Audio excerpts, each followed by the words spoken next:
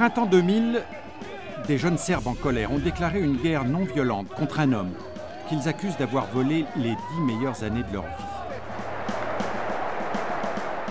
Il s'appelle Slobodan Milošević. Slobo, comme on l'appelle, est adoré par ses amis du Parti socialiste. Mais ses manières douces sont trompeuses. Il est aussi célèbre pour être le tyran le plus sanguinaire d'Europe, le boucher des Balkans.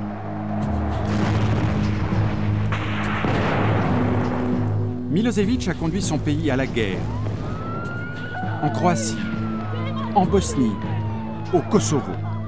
Il est à l'origine d'un nettoyage ethnique, des camps de concentration.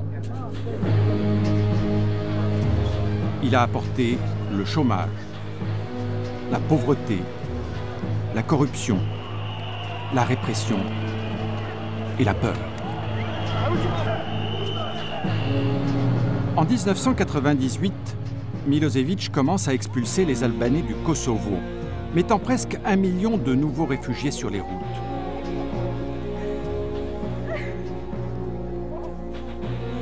L'indignation des Occidentaux provoquée par un massacre de civils au début de 1999 ouvre la voie à une campagne massive de bombardements par l'OTAN. Pendant 78 jours, et pour un coût de 3 milliards de dollars, les bombes tombent. Unis par leur souffrance, beaucoup de Serbes se rallient autour de Milošević.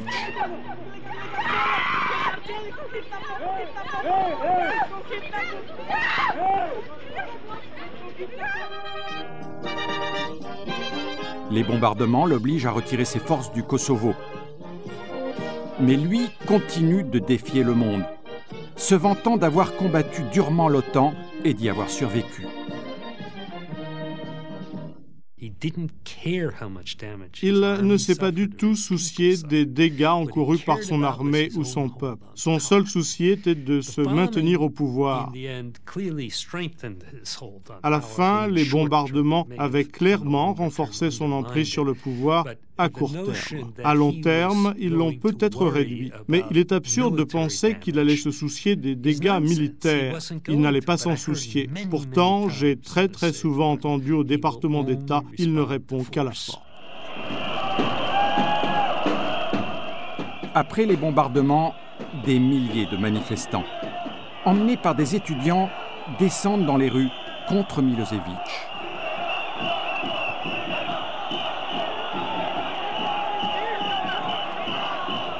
Les forces de sécurité n'ont aucun mal à les maîtriser. Et bien qu'ils soient déterminés, les manifestants ne représentent pas une menace sérieuse pour le régime. Mais au sein de l'opposition, un groupe sait qu'il ne suffit pas de protester. Dans l'ombre, il s'attaque méthodiquement au fondement même du pouvoir de Milošević, ces gens ordinaires qui jusque-là avaient peur de s'opposer à lui.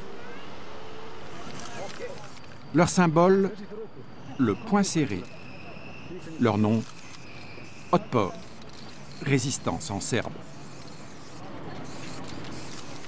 Otpor, résistance, a déjà 1 an d'existence. Mais au lendemain des bombardements de l'OTAN, il grandit vite. Fondé par une vingtaine d'étudiants activistes, adolescents ou proches de la vingtaine, Otpor n'a pas de bureau. Ils opèrent à peu de frais, se réunissent dans les cafés et communiquent par téléphone portable. La police les surveille de près. Certains ont été arrêtés. Nous avons une longue histoire de mouvements de guérilla prenant le pouvoir dans ce pays. Donc lorsque je dis guérilla, je ne pense pas à la violence. Je pense au commandement clandestin et à la dimension un peu mystique qui l'entoure. Il y a une organisation derrière tout ça, c'est toute l'histoire d'Otpor. Même le formulaire de recrutement à remplir donne l'impression de rentrer dans une armée, mais une armée dotée d'une mission. Ils sont peu nombreux, mais ils donnent l'impression d'être partout. Leurs tracts austères en noir et blanc donnent de la force à leurs slogans éloquents. Mort le système, résistance parce que j'aime la Serbie, liberté. Leurs points et leurs slogans s'affichent partout. Preuve que l'opposition à Milosevic est possible. En Serbie, les politiciens de l'opposition sont divisés. Après les bombardements, chacun essaye de récupérer le mécontentement populaire.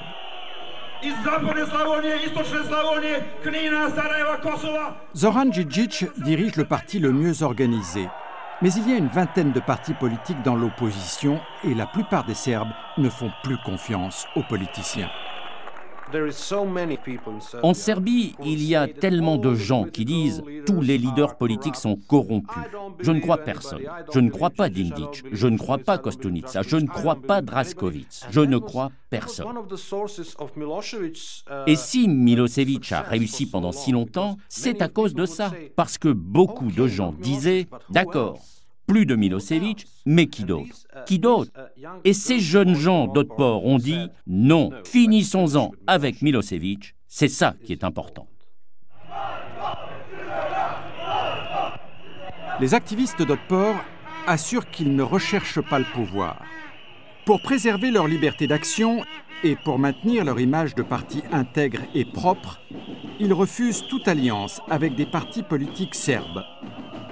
Mais ils ne refusent pas l'aide qui vient de l'extérieur du pays.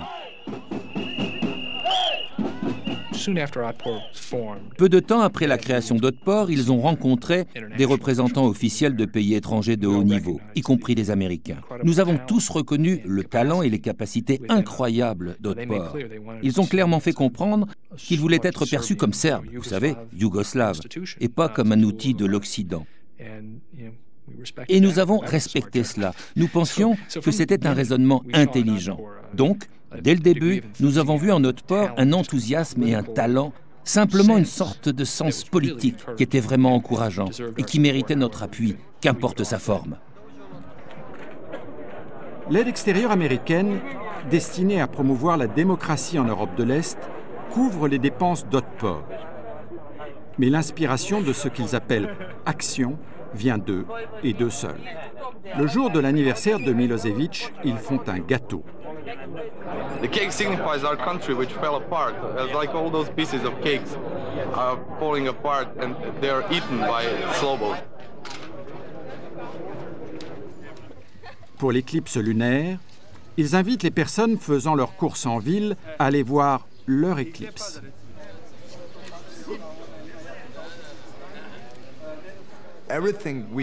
Tout ce que nous faisions devait avoir une dose d'humour. Parce que je blague, vous vous fâchez. Vous ne montrez toujours qu'un visage, et j'arrive avec une autre blague, une autre action, un autre message positif pour un public plus grand.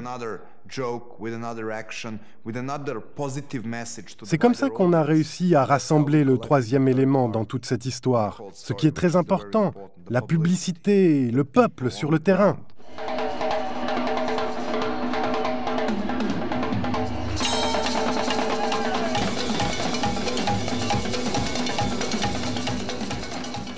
Pour le Nouvel An orthodoxe, Otpor invite Belgrade à réveillonner.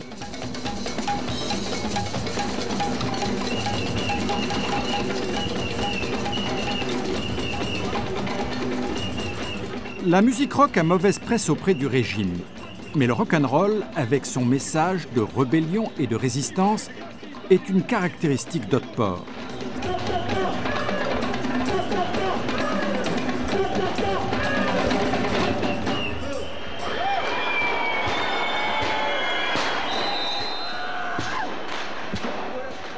À minuit, au lieu des traditionnelles festivités, Otpor exhibe les noms et les photos des Serbes morts au cours des guerres de Milosevic.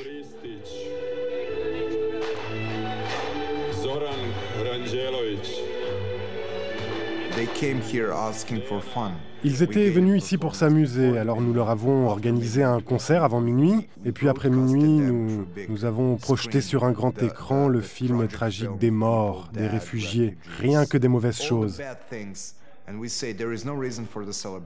Et nous disions, il n'y a aucune raison de célébrer cela.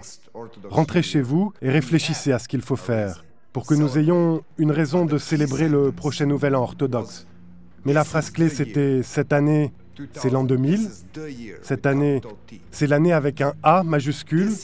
Cette année, la vie doit enfin triompher en Serbie.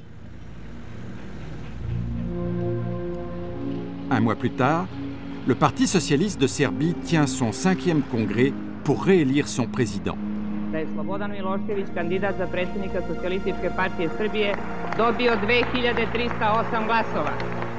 L'élite dirigeante en Serbie porte les marques du communisme à la soviétique. Elle a beau se prétendre socialiste maintenant, les vieilles habitudes persistent.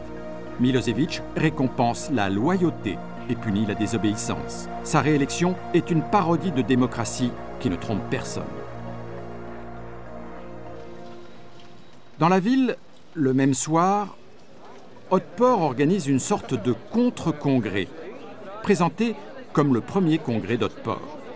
La première réunion nationale d'Otpor attire des leaders de l'opposition et quelques journalistes qui risquent d'être condamnés pour avoir fait la publicité d'une organisation illégale. sve veće militarizacije Otpora. Da, ne, to mi samo time želimo da pokažemo koliko smo ozbiljni i da nećemo odstupiti od svojih zahteva. Znači, najozbiljniji smo mogući i naše ćemo zahteve pokušati da izguramo na sve moguće mirne načine. Samo to da simboliše i naše jedinstvo. Samim tim što smo postali najproganjanija politička grupacija u Srbiji, samim tim te sile priznale su da je Otpor i sam postao sila.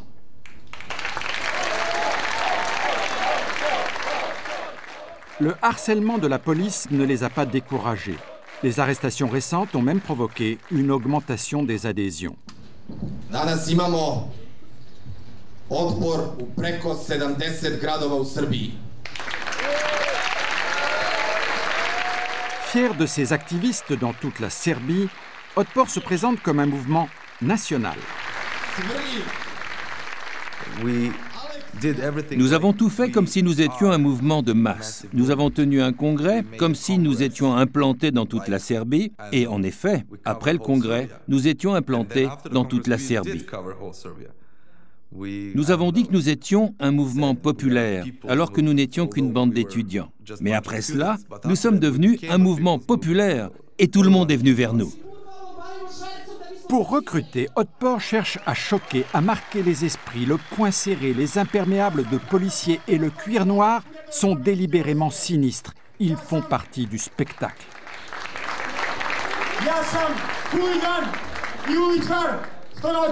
Ide po zemlji čitulja I uznemirava javnost lepeći plakate Otpor jer volim Srbiju. Ja sam narkoman, uživam u slobodi I svakog dana mi je treba sve više I sve više želim. Ja sam izdajnik. Ils avaient un enthousiasme formidable. L'entrain de ces jeunes était extraordinaire. Mais il y en avait parmi les responsables qui voyaient cela d'un mauvais œil. Je veux dire, voulaient-ils vraiment soutenir des étudiants protestataires dont le symbole était un poing serré? Je veux dire que cela va un peu loin pour le gouvernement américain. En fin de compte, ceux qui décidaient ont été convaincus que c'était une bonne idée. C'est tout à leur honneur. Et si vous parlez aux jeunes d'Otpor, vous vous rendez compte qu'ils n'étaient pas de jeunes fous. C'étaient des gens qui voulaient être libres. Uzmite se u pamet, vi gospodo, jer I đavo je u Srbiji odneo šalbu. Prekinite sa nasiljem, prekinite sa progonima, prekinite sa represijom, prekinite sa državnim terorizmom.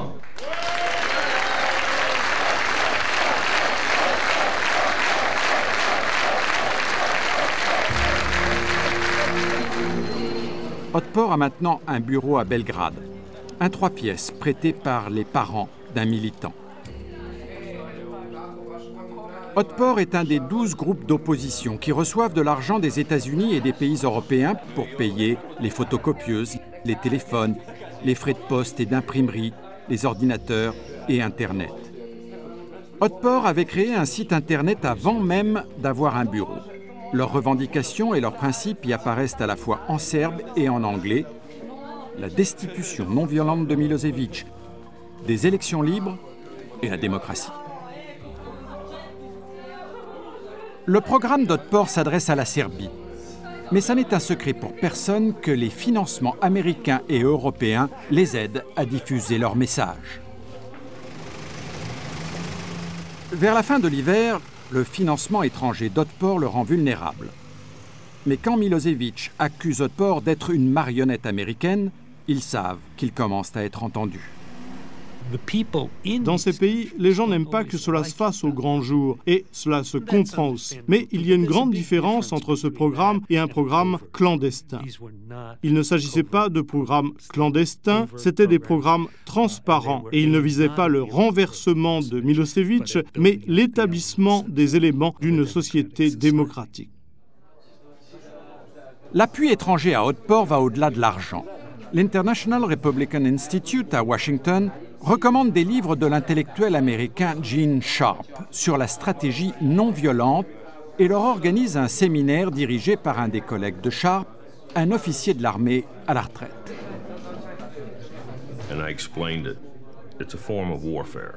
Je leur ai expliqué que c'était une forme de guerre et qu'il fallait y penser en ces termes.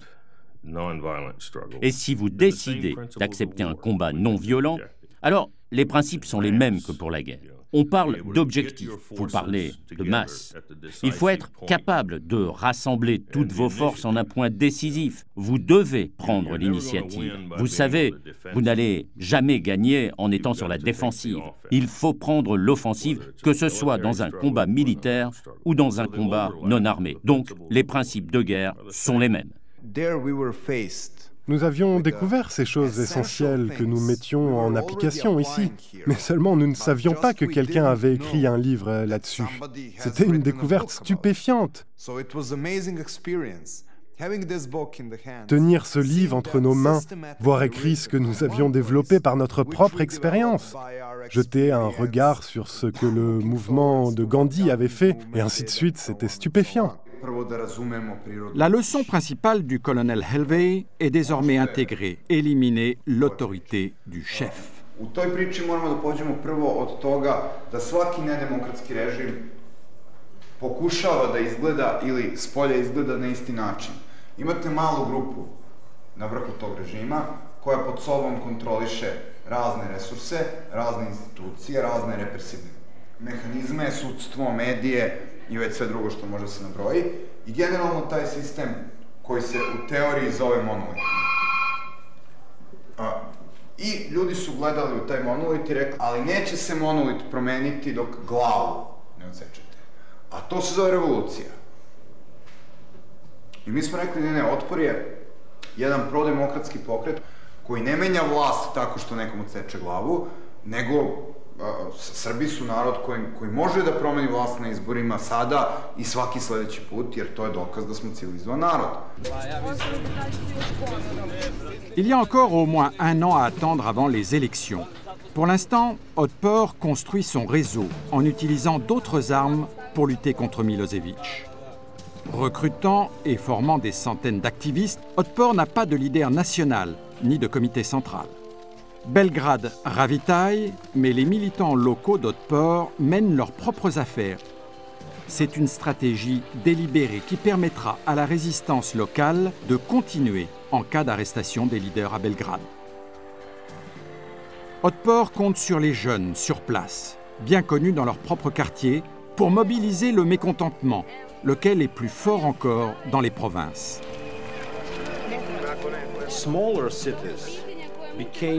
Les petites villes sont devenues le centre de l'opposition et Belgrade était comme un trou noir. Il n'y avait aucun média électronique indépendant à Belgrade au cours de ces 2 dernières années. Tout y était, pour ainsi dire, silencieux. Et dans les villes comme Čačak, Niš, Novi Sad, Kraljevo, Užice, la tension était très vive. Les gens étaient très mécontents, très fâchés, très radicaux. Dans les plus petites villes, les enfants d'ouvriers sont la force secrète d'Otpor. Ils ne voient aucun avenir sous Milošević et à la différence de leurs parents, ils n'ont pas beaucoup à perdre en s'opposant à lui.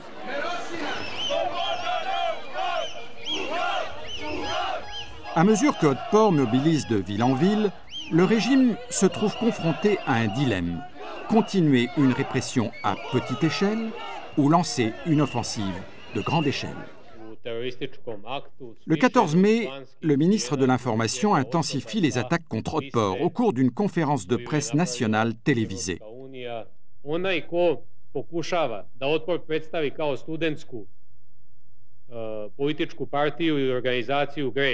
Otpor je neofašistička organizacija na tradiciji crvenih brigada I ova država će sa svim svojim strukturama koju I druge države koriste kada su suočene sa terorizmom ovakvih razmjera. Ayant collé une étiquette de terroriste sur Otpor, le régime lance alors la traque et déclenche une vague d'arrestations. Otpor s'attendait à la répression et s'y était préparé. À chaque arrestation, les manifestants se rendent rapidement au commissariat de police et aux prisons.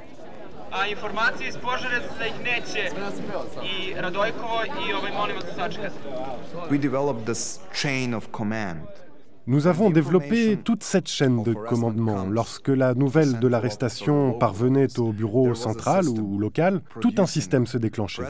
Un communiqué de presse était rédigé, une aide juridique à la personne arrêtée était fournie, et autant d'activistes que possible étaient rassemblés en face du commissariat en 10 minutes. C'était très important de développer une telle solidarité. Obraćamo se upravniku centralnog zatvora.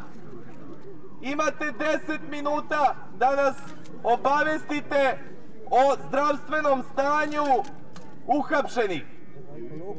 Radojka Lukovića. Ils avaient peur de nous, ils voulaient nous présenter comme des terroristes, des fascistes et comme, je ne sais pas, des criminels, des drogués ou quelque chose de ce genre. Mais quand les gens sortent dans la rue, ils voient des membres de la résistance. Ils voient que ces jeunes ont environ 18 à 20 ans. Je suis l'un des membres les plus âgés, j'ai 27 maintenant. Et ils disent, c'est ridicule. Ces jeunes ne sont pas des fascistes.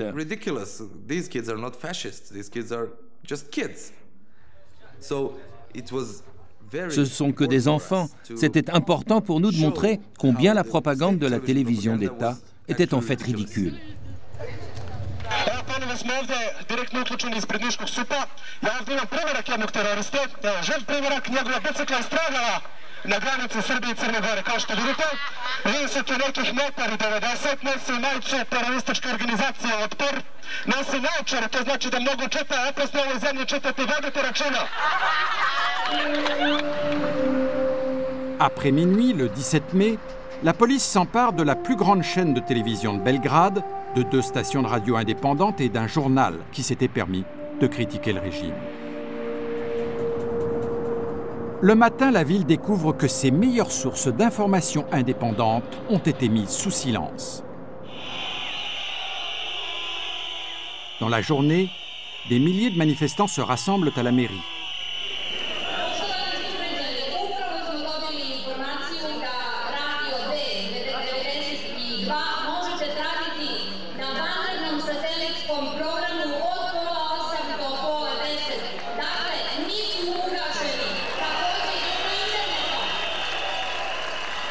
Avec cette dernière mesure, Milošević a jeté dans la rue des milliers de personnes qui n'avaient jamais participé à une quelconque manifestation politique. Toute la journée, toute la nuit, le lendemain et la nuit suivante, la manifestation continuait.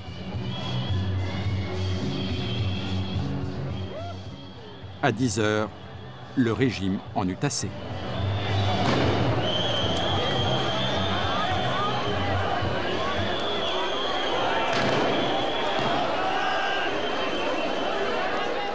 Pour la première fois, le gouvernement de Milošević adopte les méthodes des dictatures les plus brutales, à la façon d'un Augusto Pinochet.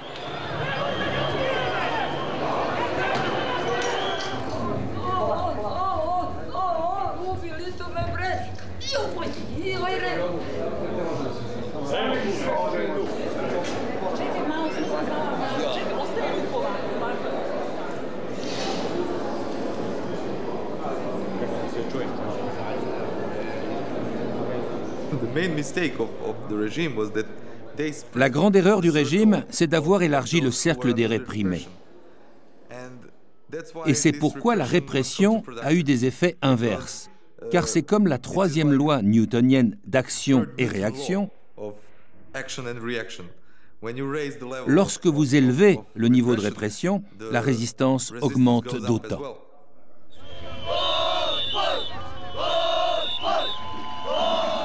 Dix jours plus tard, les militants d'Otpor dans les provinces convergent vers Belgrade.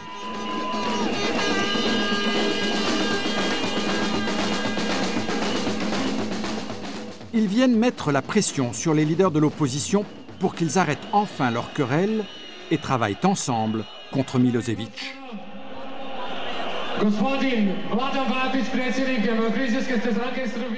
La plupart des chefs de parti ne souhaitent pas être vus ici, mais personne ne veut voir ses rivaux occuper seuls le devant de la scène. S'ils s'opposent les uns aux autres, comme ils en ont l'habitude, Milošević gagnera. Otpor veut qu'ils travaillent ensemble, mais les chefs de parti se méfient d'Otpor et sont jaloux de sa popularité croissante. Ils s'inquiétaient vraiment, car nous occupions tout l'espace politique.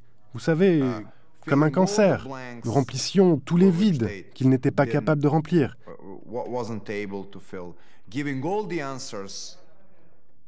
Nous donnions des réponses à toutes les questions que les gens posaient et à propos desquelles ils n'avaient ni idée, ni même compétence. Et nous avions le réseau le plus puissant.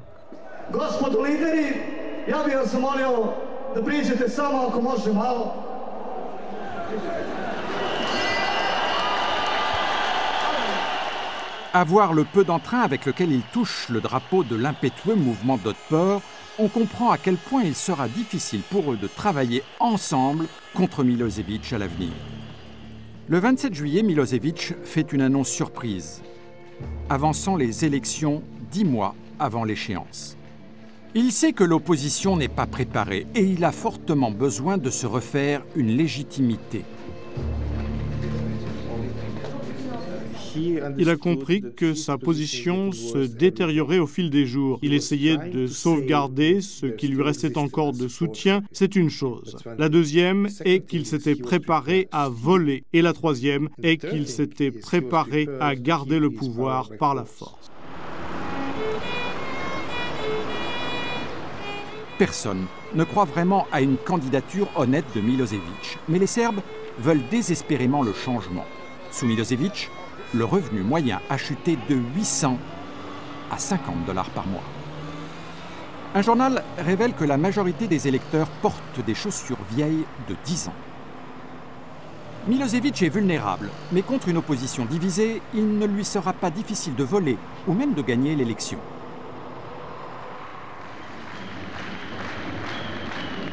Le 1er septembre, l'opposition serbe forme une nouvelle coalition pour faire tomber Milošević. Des mouvements pro-démocratiques, tels que Otpor, l'avaient réclamé. Les Américains et les Européens proposent leur aide à condition que l'opposition travaille ensemble. Elle s'appelle l'Opposition démocratique de Serbie, ODS. La coalition compte 18 partis qui se sont engagés à soutenir un candidat unique, un homme à peine connu hors de l'élite politique de Belgrade. Il s'appelle Vojislav Koštunica. Koštunica est un juriste. Il dirige un petit parti. Un sondage a montré qu'il était le meilleur candidat pour s'opposer à Milošević. À cause de son identité nationaliste et sa rhétorique anti-américaine, il sera impossible à Milošević de le taxer de traître. Da ću dati sve od sebe, da naša zemlja bude istinska domovina svih svojih građana.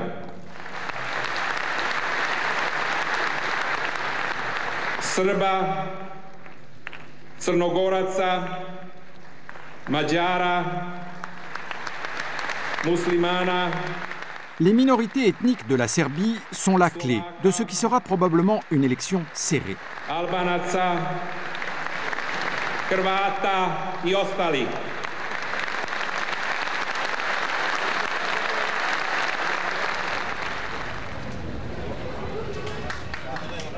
Koštunica se rend dans les plus petites villes, là où Milošević n'ose pas aller. Les stratèges de l'ODS obtiennent de l'aide de conseillers politiques américains basés hors de Serbie. Les sondages nous ont indiqué que les électeurs serbes cherchaient désespérément des raisons pour voter contre Milošević et pour une meilleure vie. Nous avons donc travaillé avec la direction du parti pour leur faire comprendre qu'il fallait partir à la rencontre des électeurs un à un. Vous savez, serrer les mains en allant au marché, taper aux portes, faire des appels téléphoniques. Mécaniquement, ils ont eu une très bonne couverture de la presse locale, des télévisions locales. Ils étaient ainsi capables de compenser ce qu'ils ne pouvaient pas obtenir à Belgrade.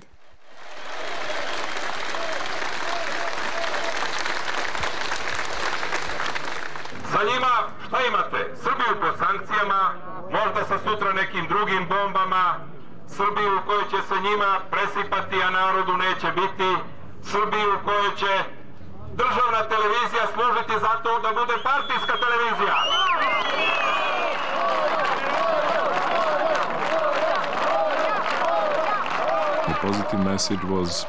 Ce qui plaisait dans notre message, c'était notre vision d'un nouveau mode de vie, parce que nous étions fatigués par une telle incertitude pesant sur notre existence, des guerres, des pressions, de la répression de Milošević.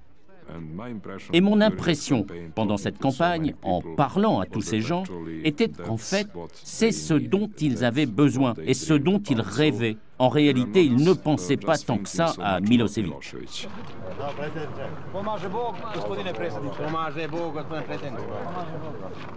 Koštunica met l'accent sur le positif. Mais le slogan le plus accrocheur de la campagne, lui, est négatif. Il a été inventé par Otpor, Gotov je. Il est fini.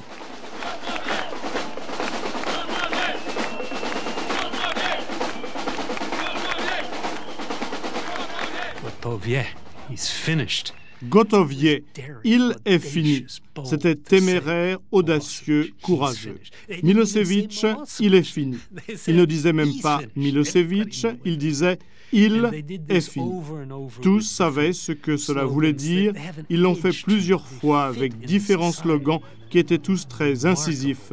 Ils étaient remarquablement en phase avec la société.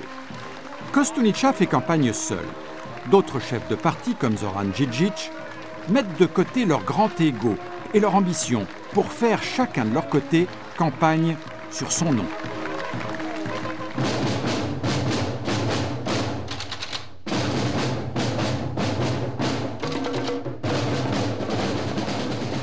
Ces batteurs sont la figure de proue d'un groupe appelé G17+, un comité d'experts économiques qui écrit la plateforme de la campagne de l'ODS.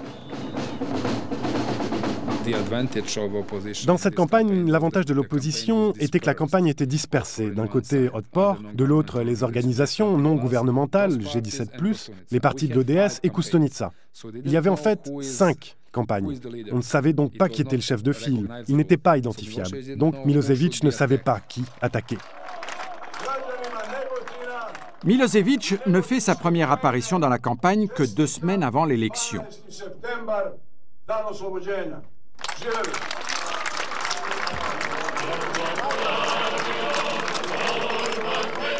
Pour lui, le contact personnel avec l'électeur n'est pas une priorité. Ce n'est un secret pour personne que le Parti socialiste paye les gens pour se présenter à ces rassemblements pour faire de meilleures images à la télévision d'État. Sur les chaînes de télévision indépendantes, c'est la campagne de l'opposition qui domine. Ko uvek sme da vas pogleda u oči? Koštunica. Naravno. Već 10 godina pokušavam da skinem ovu fleku. Verujte mi, sve sam probala. Sada se pojavila nova mašina. Ona ima odličan program koji pouzdano, sigurno i nepovratno skida ovu i slične mrlje.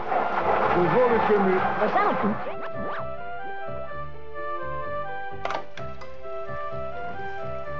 Vidite, deluje. Konačno, gotov je.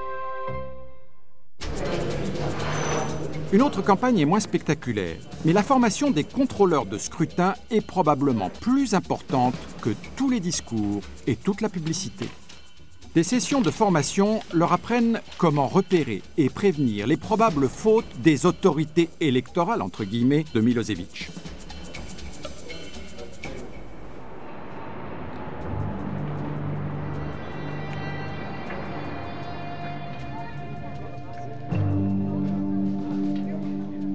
Le jour de l'élection, l'opposition démocratique, les groupes chargés d'inciter les gens à voter, Otpor, des douzaines d'organisations pour la démocratie et les droits de l'homme et les médias indépendants se rejoignent dans cette campagne.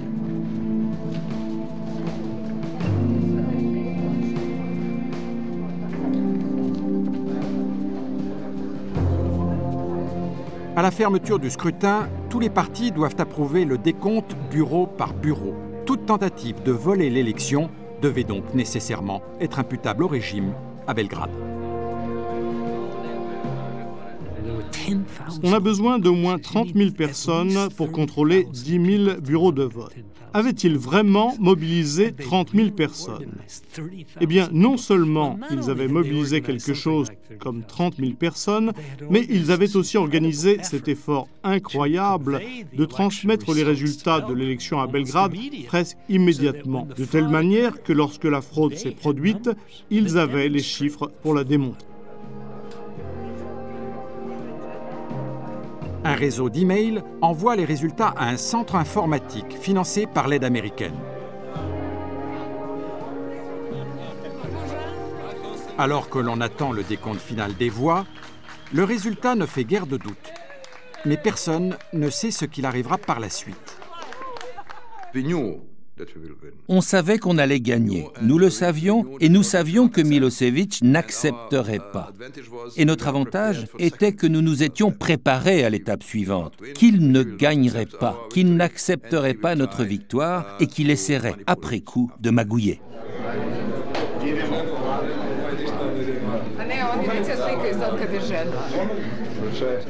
Après minuit, dans les quartiers généraux de campagne, on attend que les résultats soient doublement vérifiés.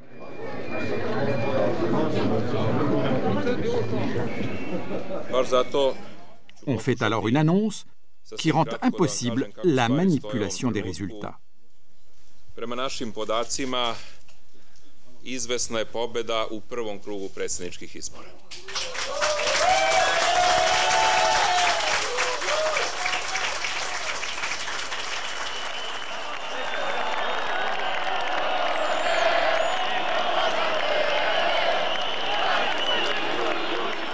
Une seule question demeure. Quand, ou plutôt comment, le véritable gagnant prendra-t-il le pouvoir?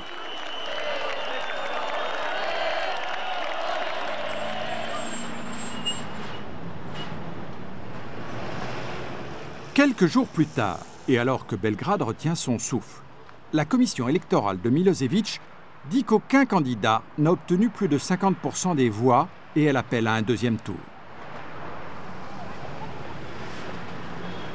Vi ćete imati najveći zadatak u životu. Ako stvari stoje onako kako ja mislim da stoje, mi ćemo morati organizujemo proteste. Vi ste trenirani da to sprovedete. Vi ste pravili mrežu po fakultetima. Ovo je vaš protest. Sve što se bude dešavalo je vaše. Ils se sont formés et organisés pendant des mois. Ils sont maintenant confrontés à l'épreuve décisive de leur mouvement non violent. Peuvent-ils forcer le régime à laisser la place? L'ODS et Koštunica déclarent qu'un deuxième tour n'est pas nécessaire et appellent la population à se préparer à une grève générale. 3 jours avant le début de la grève, les mineurs de charbon de la mine de Kolubara, juste au sud de Belgrade, donnent un renfort inattendu à Koštunica. Un comité représentant 17 000 travailleurs vote pour une grève immédiate. Ils disent qu'ils veulent que leur action serve d'exemple au reste du pays. La mine, qui produit 70% de l'électricité de Serbie, est paralysée. Sans attendre de savoir comment Milošević réagira à cette grève, les Serbes lancent une action d'ampleur nationale. Toute vie normale s'arrête dans tout le pays.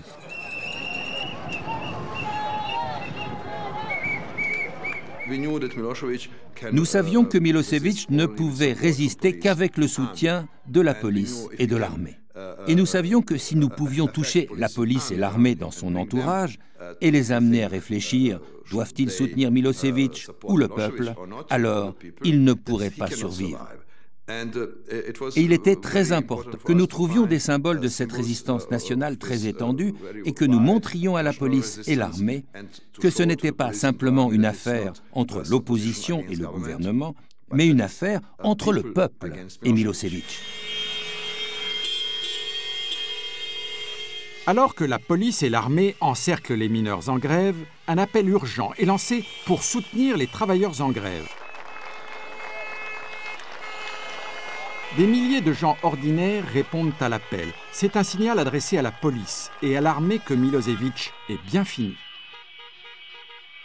Dans les plus grandes villes, les chauffeurs de taxi se retrouvent et provoquent des bouchons en roulant au pas. Les chauffeurs de transport public arrêtent leurs autobus ou tramways au milieu des grands carrefours.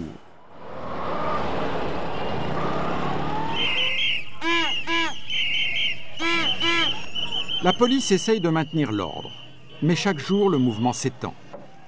Ayant perdu l'élection et ayant échoué dans sa tentative de la voler, Milošević doit maintenant démissionner ou utiliser la violence.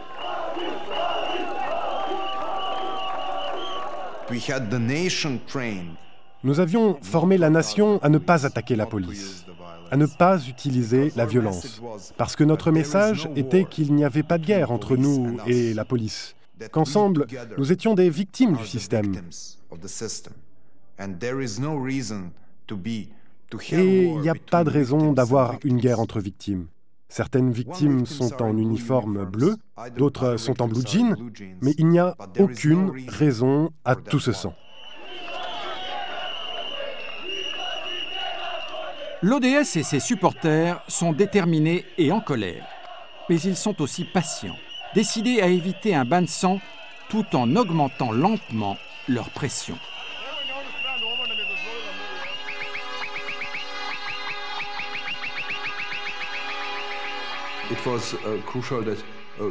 Il était primordial qu'on laisse assez de temps à ces gens du gouvernement pour comprendre ce qui se passait. Ça n'était pas simplement une révolution d'un jour, c'était une escalade sur 10 jours avec une augmentation quotidienne de la pression.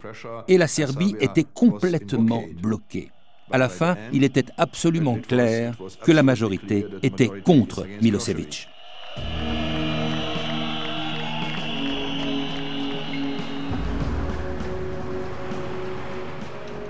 Dix jours après l'élection, presque personne à Belgrade ne se rend compte que la rupture est proche.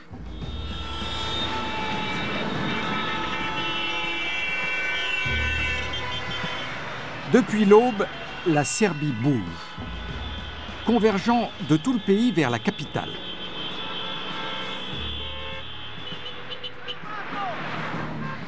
L'opération a été planifiée dans le secret par les leaders de l'ODS à travers tout le pays. Ils s'étaient préparés à une résistance de la police. Ils s'étaient même équipés de bulldozers pour percer les barricades.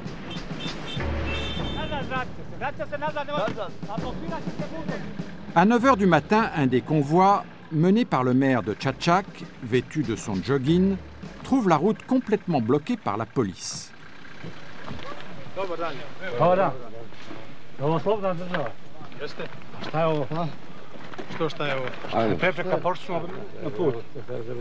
Nećemo ulaziti. Čekaj, je slobodna država ili nije? Nećemo ulaziti u konflikt. Čekaj, laki, polako. Kolona je dugačka od Čačka. Pomerite kamione, nemate uopšte razloga. Ljudi, budite i vi pribrani. Jesmo pribrani, došli smo. Naređenje nam je tako, znači, ja mogu malo da vam kažem. Znam.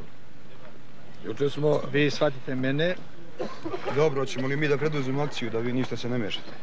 Vi ste vaše uradili pod naređenja, mi ćemo naš, znači nemoj samo vi da se mešate. Imate šansu da nas se priključite, ljudi, I polomit će kamione bez veze. Recite im da ne lome kamione, znači nema nikakve intervencije, ništa. Kad dođe starešina, sačekajte, strpite se. Više dođe, svakog trenutka dolazi, dogovorite se.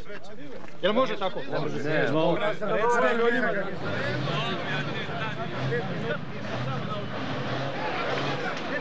Fatigués de négocier, les hommes du convoi de Čačak retirent eux-mêmes les barricades.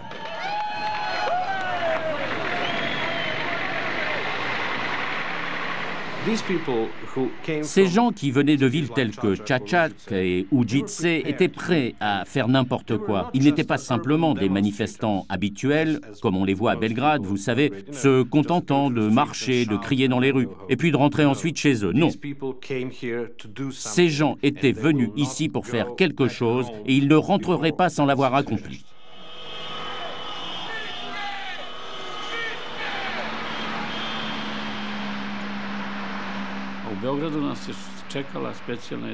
Des unités spéciales antiterroristes coopéraient étroitement avec nous. Nous étions en contact radiophonique avec elles toutes les 10 minutes. Ensuite, je transmettais les informations à mes concitoyens. La police était avec nous, elle allait choisir notre camp d'une minute à l'autre.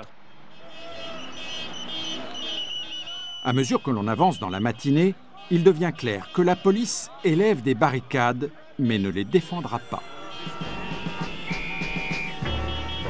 Des convois en provenance du sud entrent dans Belgrade vers 11 h du matin.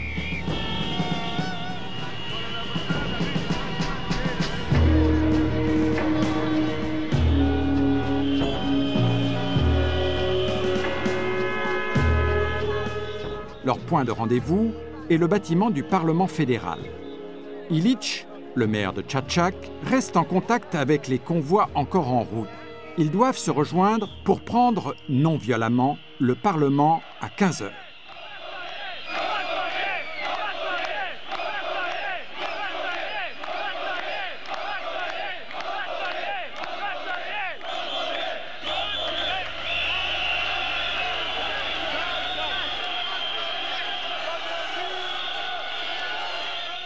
Grâce à des contacts secrets avec la direction des forces de sécurité, l'ODS s'assure qu'elles n'interviendront pas, mais rien n'est acquis.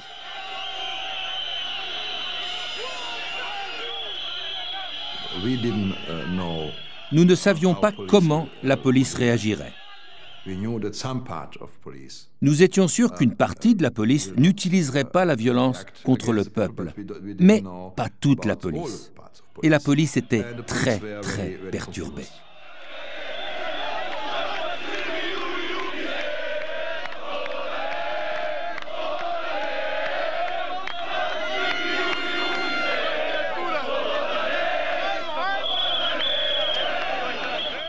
Le contingent de Čačak, impatient, décide d'avancer avant l'arrivée des autres convois, mais il est facilement repoussé.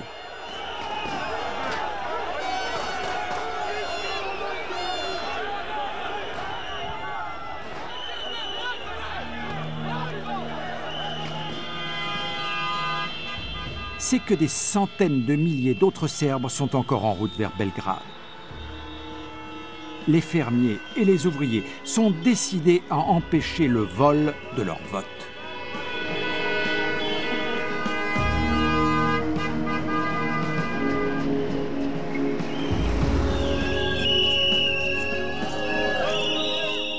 Quelques heures après l'entrée des premiers convois dans la capitale, la nouvelle arrive aux habitants de Belgrade. Ils descendent alors dans les rues, chantant « La Serbie s'est levée ». En ce jour, le Parlement était l'endroit où il fallait être.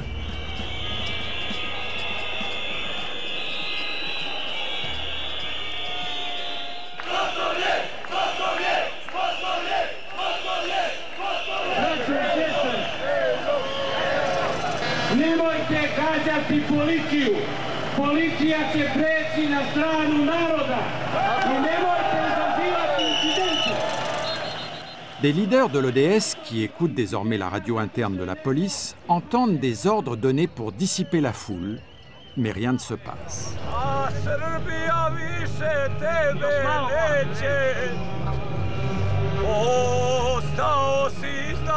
They didn't really mean to do anything.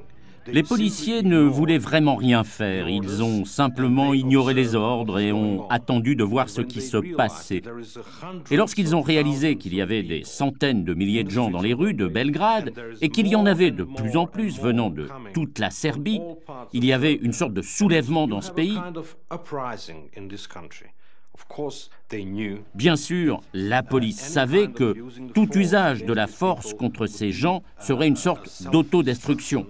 Elle a compris alors qu'elle serait perdante avec Milosevic. Elle ne voulait pas que cela arrive. Un journaliste a écrit « La police et les chefs de l'armée n'ont jamais donné l'ordre de tirer parce qu'ils savaient que leurs propres enfants étaient dans cette foule. »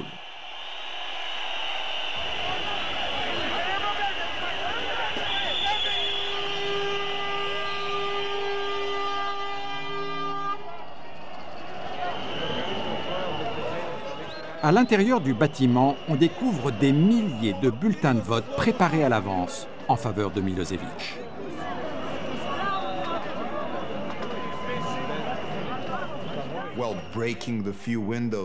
Eh bien, quelques fenêtres brisées et un parlement en flammes, c'est rien.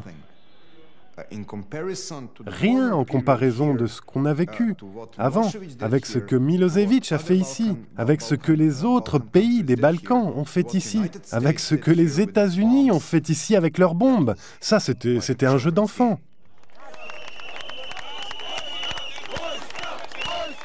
Il y a eu 2 morts au cours de cette prise du Parlement.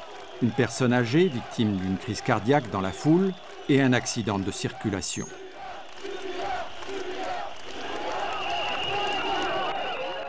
Pendant 2 jours, Milosevic ne se montre pas, mais il n'y a plus de doute, il est fini. Le peuple a pris le pouvoir.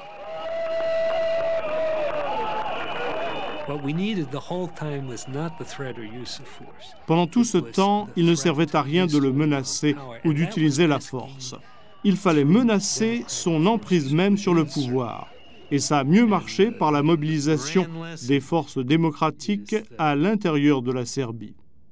Vous savez, la grande leçon ici, c'est qu'une coalition ayant une large base de protestation non violente peut balayer une dictature plus vite que toutes les actions clandestines du monde.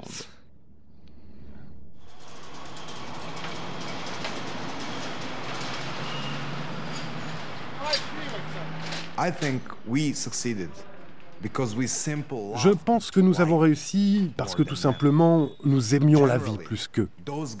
En général, ces gens étaient des prêcheurs de la mort. Leur haine, leur propagande, leur langage sentait la mort. Et nous avons gagné parce que nous aimions plus la vie.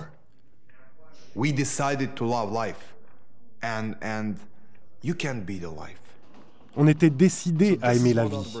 Et vous ne pouvez pas vaincre la vie. C'est ce qu'Otto Por a fait. Nous étions un groupe de fanatiques de la vie et c'est pourquoi nous avons réussi.